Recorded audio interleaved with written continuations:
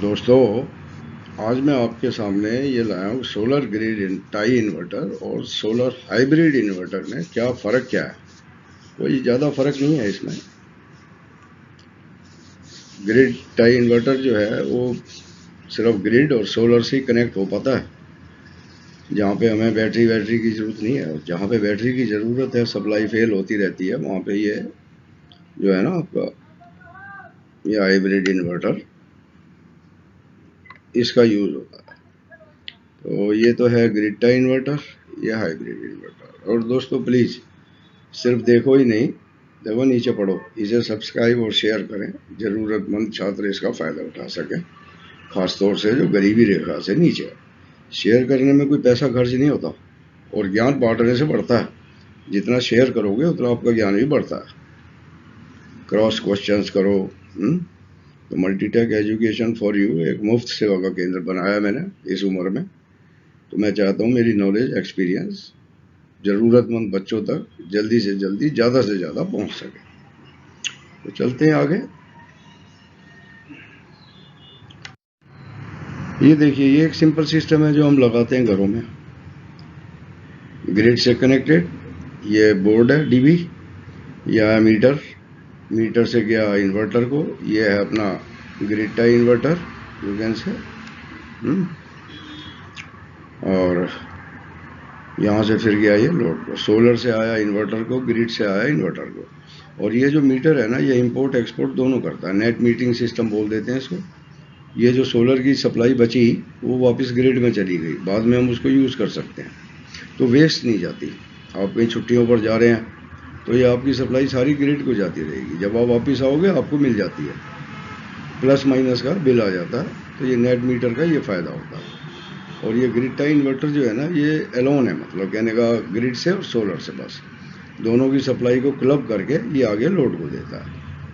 मान लो आपका लोड है 20 किलोवाट, आपने सिस्टम लगाया 5 किलोवाट का, तो 5 किलोवाट यहाँ से लेगा, 10 किलोवाट यहाँ से लेगा ये इन्वर्टर, आपको 15 किलोवाट का लोड पूरा मिल जाएगा। तो इसका ये यूज़ है। पर इसमें यह है कि बैटरी या जनरेटर ये सब कुछ नहीं लगा सकते हम। दोस्तों, इस हाइब्रिड इन्वर्टर में एक बहुत ही प्लस पॉइंट है, बहुत बड़ा, कि जब आप ग्रिड टाई इन्वर्टर से कनेक्शन लेते हैं और ग्रिड फेल हो जाती है तो वो इन्वर्टर अपने आप काम करना बंद कर देता है। तो सोलर हमारा बेकार हो जाता है उस समय, ना बैटरी है, ना सोलर है, ना जनरेटर लगा सकते हैं। तो हाइब्रिड इन्वर्टर में ये खासियत है कि ये रेफरेंस वोल्टेज ग्रिड से भी ले लेता है, बैटरी से भी ले लेता है, और ये सोलर सिस्टम आपका वर्किंग कंडीशन में रहता है। सोलर एनर्जी बेकार नहीं होती, बैटरी बैकअप सोलर दोनों से मिलकर आपका पूरा लोड चलता है। तो ये एक बहुत ही बढ़िया इसका plus point. Hybrid inverter solar से कनेक्टेड, सोलर से बैटरी भी चार्ज होगी और ग्रिड से कनेक्टेड है। ये आपका मॉनिटरिंग सिस्टम है, स्कैडा सिस्टम बोल देते हैं इसको। आप दूर बैठकर भी अपने इस इन्वर्टर की सारी कुछ रीडिंग्स वगैरह आप ले सकते हो उसमें, ठीक। और ये है आपका लोड पे चला गया, फिर दैट्स इट। तो कई कंपनियों के इन्वर्टर हैं, आप कोई सा भी यूज़ कर सकते हो। ये एक सैंपल के तौर पे मैं दिखा रहा हूँ आपको, और मैंने पहले यूज़ किया है, तो मैं उसके बेसिस पे जो मेरे पास पुराने रिकॉर्ड्स हैं, ये वीडियो मैंने बनाई है। ये देखिए, ये सोलर सिस्टम है कनेक्शन, इसमें जनरेटर भी लगा हुआ। ये अलग टाइप का इन्वर्टर है, कोई हाइब्रिड इन्वर्टर है। और ये जो आपका इसको गया जनरेटर से भी, बैटरी को सप्लाई आती भी है जाती भी है इमरजेंसी में, उधर सोलर से आ गई, इधर ग्रिड से आ गई, ठीक। तो ये तीनों सप्लाई अंदर गई और आपके लोड को आगे ये दे देता है। और इसमें कोई सा भी आप वो चूज़ कर सकते हो कि पहले सोलर से चाहिए, ग्रिड से चाहिए, या बैटरी या जनरेटर से चाहिए। तो आप वो मोड इसमें आसानी से चूज़ कर सकते हैं। ये मॉडिफाइड एक तरीके से फॉर्म है उसकी ग्रिड टाई इन्वर्टर की। बाकी ये है राइटिंग वर्क है, इसको आराम से प्रिंट आउट निकाल लेना। मेरे ब्लॉगर में जाके इसको आपको पीपीटी का ना लिंक मिलेगा, तो वहाँ से आप इसको प्रिंट आउट निकाल के अपने रिकॉर्ड्स में रखें, पढ़ें, और इसको इस्तेमाल करें, अपनी नॉलेज बढ़ा के कॉन्फिडेंस क्रिएट होता है। ये वही है जो मैंने बचा के रखे हुए रिकॉर्ड जो मैंने लगाया था इन्वर्टर। अब इसमें हाइब्रिड इन्वर्टर देखो, सोलर ग्रिड बैटरी, ये मोड हमने सेलेक्ट किया था। तो ये सारी इसकी स्पेसिफिकेशन से रिलेटेड है जो भी कुछ।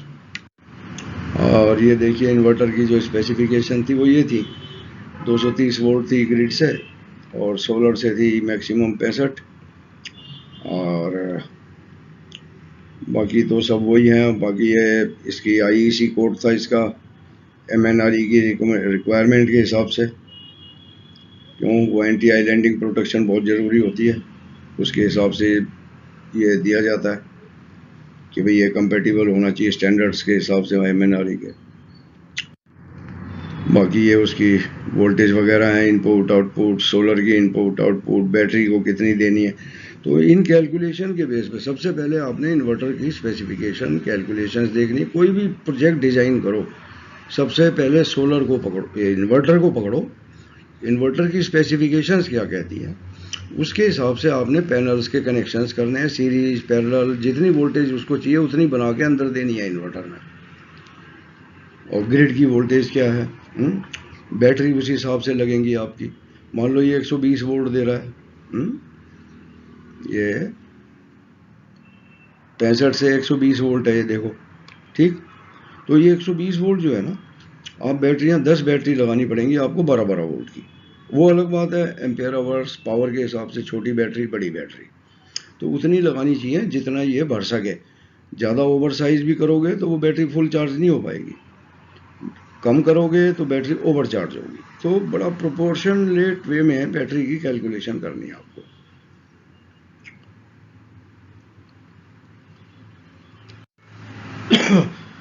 ये इसका सर्किट डायग्राम कह लो एक समझने के लिए, मोड ऑफ वर्किंग। ये देखो ऊपर हमने रखा हुआ है इसको, ये सोलर ग्रिड बैटरीज। तो तीनों चीज़ें अगर जो हमारे पास हैं तो ये सबसे पहले सोलर पे चलेगा। सोलर अगर जो नहीं है, शाम का टाइम हो गया, ये ग्रिड पर आ जाएगा ऑटोमेटिक, और ग्रिड भी फेल हो जाती है तो ये ऑटोमेटिक बैटरी पर आ जाएगा। सो ये प्रायोरिटी वाइज इसके मोड होते हैं।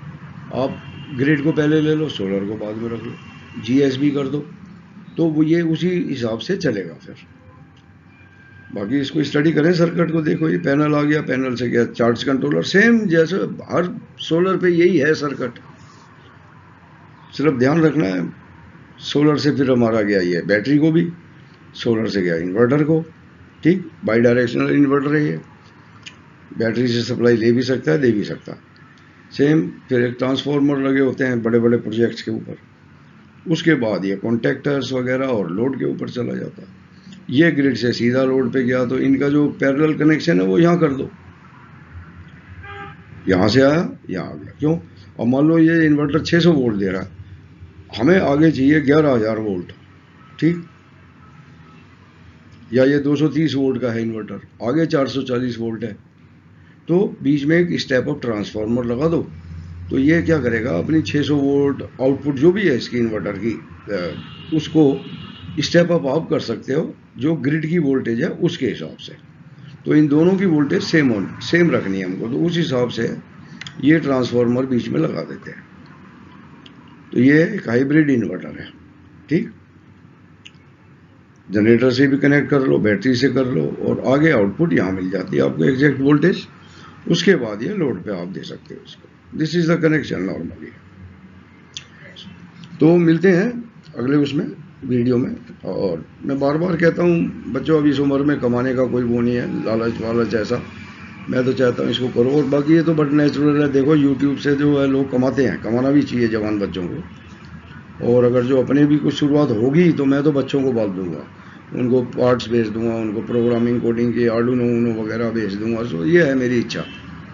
बाकी तो सिर्फ अब ये है कि अपने ज्ञान को मैं शेयर करूं, ज़्यादा से ज़्यादा बच्चे इसका फ़ायदा उठा सकें, तो इसलिए शेयर सब्सक्राइब ज़रूर करें।